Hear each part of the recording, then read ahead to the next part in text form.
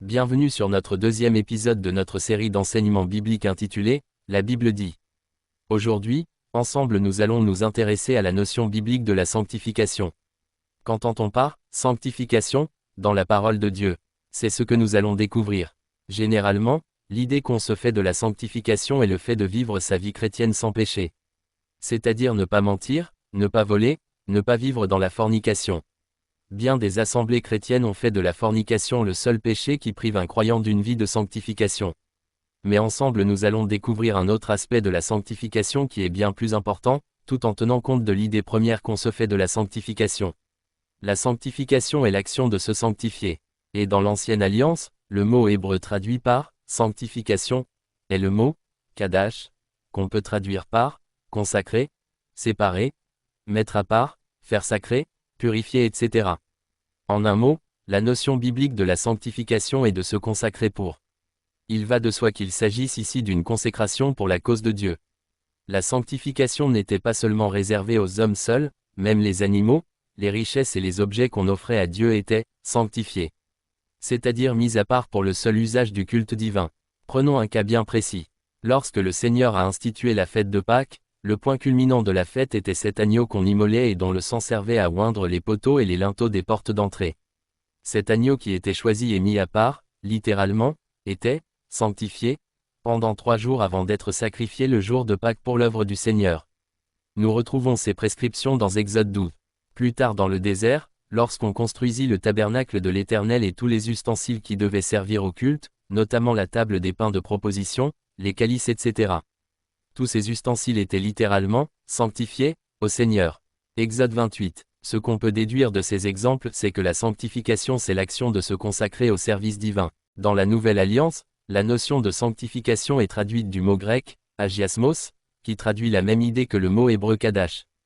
Il est clair que pour le peuple de Dieu des temps bibliques, la notion de sanctification était étroitement liée au fait de se consacrer au service de Dieu, ou de consacrer des animaux ou des objets pour le service divin. Dans une certaine mesure, on peut déduire qu'il y a 2 types de sanctification étroitement liés. Notamment la sanctification du Saint-Esprit et la sanctification quotidienne, celle qui consiste à s'abstenir des souillures de ce monde. Voyons ensemble ces 2 notions. La sanctification du Saint-Esprit est une grâce de Dieu. L'homme la reçoit de Dieu en croyant à lui et à son œuvre rédemptrice par la présence du Saint-Esprit. 1 Corinthiens 1 verset 30. Or, c'est par lui que vous êtes en Jésus-Christ, lequel, de par Dieu, a été fait pour nous sagesse, justice et sanctification et rédemption. Remarquons le temps verbal que l'apôtre Paul utilise lorsqu'il dit « Christ a été fait pour nous ». Justice et sanctification. Si nous sommes justifiés par notre foi dans le Seigneur Jésus et en son œuvre rédemptrice, il est logique de croire que nous sommes aussi sanctifiés par lui. Regardons encore ce qu'il écrit aux Thessaloniciens dans la version second 21. 2 Thessaloniciens 2 verset 13. Quant à nous, frères et sœurs bien-aimés du Seigneur, nous devons constamment dire à Dieu toute notre reconnaissance à votre sujet, parce que Dieu vous a choisi dès le commencement pour le salut par la sainteté que procure l'Esprit et par la foi en la vérité. Cette sanctification est acquise par notre foi en Dieu lors de la nouvelle naissance, c'est une grâce dont personne ne peut se glorifier comme l'apôtre Paul le souligne. C'est pourquoi tout croyant peut proclamer fièrement le fait d'être saint par la grâce de Dieu. Il est tout à fait difficile de croire que nous sommes saints vu notre misérable façon de vivre avec le péché qui nous environne aussi facilement. Mais laissez-moi vous dire qu'aux yeux de Dieu, à cause de la foi dans son œuvre rédemptrice à travers le Seigneur Jésus, et si bien évidemment l'Esprit de Dieu habite en vous, vous êtes bien un saint. C'est difficile à croire, mais c'est la stricte vérité. La véritable difficulté réside dans le fait que l'on ne saisisse pas vraiment l'œuvre rédemptrice de Dieu. Dans le service au temple de Jérusalem, le grand prêtre devait toujours porter sur sa tiare une plaque d'or sur le front où était l'inscription « Consacré à l'Éternel ». Exode 28 verset 36. Pourquoi sur le front? C'était pour rappeler qu'il était sanctifié par Dieu pour son service et ce peu importe ce qu'il pense. Bien évidemment il devait quotidiennement se purifier des souillures par les bains rituels qu'on appelle les mikvés, par des offrandes pour le péché, etc. Mais aux yeux de Dieu, par l'onction que le grand prêtre avait reçue, il était tout à fait sanctifié pour le service au temple. Pouvons-nous croire que le grand prêtre ne péchait pas, ou qu'il vivait une vie sans péché? Non, bien sûr qu'il avait des moments de faiblesse face au péché. Mais cela ne l'empêchait pas d'être sanctifié pour le Seigneur. Il en va de même pour les croyants aujourd'hui. Ils doivent garder à l'esprit qu'ils sont sanctifiés et consacrés par Dieu pour son œuvre par le moyen de la foi, mais cela ne doit pas exclure le principe de purification quotidien. Nous allons par la même occasion parler du deuxième type de sanctification. La sanctification quotidienne, celle qui consiste à vivre chaque jour loin des souillures de ce monde et du péché. 2 Corinthiens 7 verset 1. Ayant donc de telles promesses, bien-aimés, purifions-nous de toute souillure de la chair et de l'esprit, en achevant notre sanctification dans la crainte de Dieu. Remarquons ici que l'apôtre Paul écrit, en achevant notre sanctification.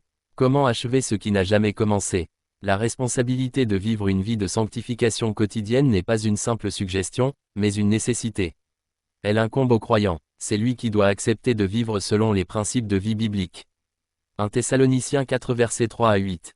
Ce que Dieu veut, c'est votre sanctification, c'est que vous vous absteniez de l'impudicité, c'est que chacun de vous sache posséder son corps dans la sainteté et l'honnêteté, sans vous livrer à une convoitise passionnée, comme font les païens qui ne connaissent pas Dieu, c'est que personne n'use envers son frère de fraude et de cupidité dans les affaires, parce que le Seigneur tire vengeance de toutes ces choses, comme nous vous l'avons déjà dit et attesté.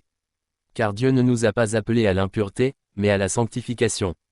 Celui donc qui rejette ses préceptes ne rejette pas un homme, mais Dieu, qui vous a aussi donné son Saint-Esprit. La sanctification ne consiste pas seulement à vivre loin de l'impudicité, mais elle consiste à vivre une vie digne de l'enseignement du Seigneur. Loin de la colère, de la haine, des divisions, du mensonge etc. C'est ce que Dieu attend de chaque croyant. Cela semble difficile, mais c'est possible. Dans le cas contraire, Dieu ne l'aurait pas demandé aux croyants. Et s'il arrive que nous péchons, le Seigneur a une promesse pour nous. 1 Jean 2 verset 1. Mes petits enfants, je vous écris ces choses, afin que vous ne péchiez point. Et si quelqu'un a péché, nous avons un avocat auprès du Père, Jésus-Christ le juste. On peut dire 2 choses à propos de cette promesse. Premièrement, il est dit, vous ne péchiez point. Il évite de ne pas utiliser la négation, pas, car il s'agit là d'un impératif. Le péché volontaire expose le croyant à des conséquences désastreuses dans sa relation avec Dieu. Et quelque part dans l'Épître aux Hébreux, nous pouvons découvrir ce qui arrive à ceux qui pêchent volontairement. Vous allez certainement rétorquer que la majorité de nos péchés sont volontaires. Et vous savez quoi, on est d'accord avec vous. C'est pourquoi il faut comprendre qu'il s'agit ici du cas des personnes qui vivent dans le péché volontairement même après que le Saint-Esprit ait mis dans leur cœur la conviction de péché, mais qu'ils ont ignoré volontairement. Pour les autres, la suite du texte de l'Épître de Jean nous donne la conduite à tenir, c'est la deuxième chose à dire dans ce verset. Et si quelqu'un a péché, nous avons un avocat auprès du Père. 1 Jean 2 verset 1. Nous pouvons voir que l'apôtre Jean dit, si quelqu'un a péché. Il s'agit alors d'une probabilité au cas où le croyant a péché. Ayant de telles promesses, comment ne pas parvenir à la sanctification quotidienne que Dieu veut pour les croyants? C'est à raison que le Seigneur demeure intransigeant sur la sanctification, c'est elle seule qui permettra aux croyants de pouvoir voir le Seigneur. Hébreux 12 verset 14. Recherchez la paix avec tous, et la sanctification, sans laquelle personne ne verra le Seigneur. Il est important de comprendre que la sanctification n'est pas une simple suggestion, mais un commandement du Seigneur. Par la sanctification quotidienne, le croyant sera appelé à prendre des décisions importantes et souvent dures pour lui-même. La sanctification quotidienne est comme on l'a dit liée à la sanctification du Saint-Esprit, car la sanctification quotidienne est l'accomplissement final de ce que l'Esprit Saint a commencé à faire dans la vie du croyant. Mais malheureusement aujourd'hui dans nos assemblées on reste focalisé sur un seul aspect de la sanctification, notamment celle de la fornication.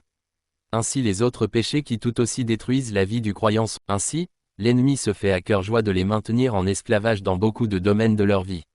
C'est pourquoi on retrouve de nombreux croyants, esclaves de la colère, du vol, du mensonge et tous autres vices qui détruisent leur vie.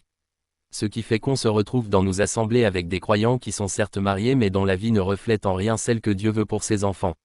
Vivre une vie de sanctification englobe de se garder de tout ce qui est souillure et péché. Aussi bien le mensonge, que l'impudicité. C'est ça la sanctification selon Dieu. La sanctification consiste à se consacrer entièrement à Dieu, esprit, âme et corps pour son œuvre. Elle consiste à faire la volonté de Dieu dans son entièreté et non pas se limiter à ce qui nous arrange. L'apôtre Paul nous a écrit ceci, tout ce que Dieu veut, c'est votre sanctification. On ne peut être plus clair que ça.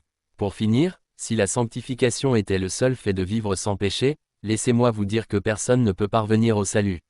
C'est pourquoi Dieu, sachant cela, nous a offert par son Esprit la sanctification qui nous permet d'être sauvés, et de vivre chaque jour loin des souillures de ce monde, afin de parvenir au bout en achevant notre sanctification.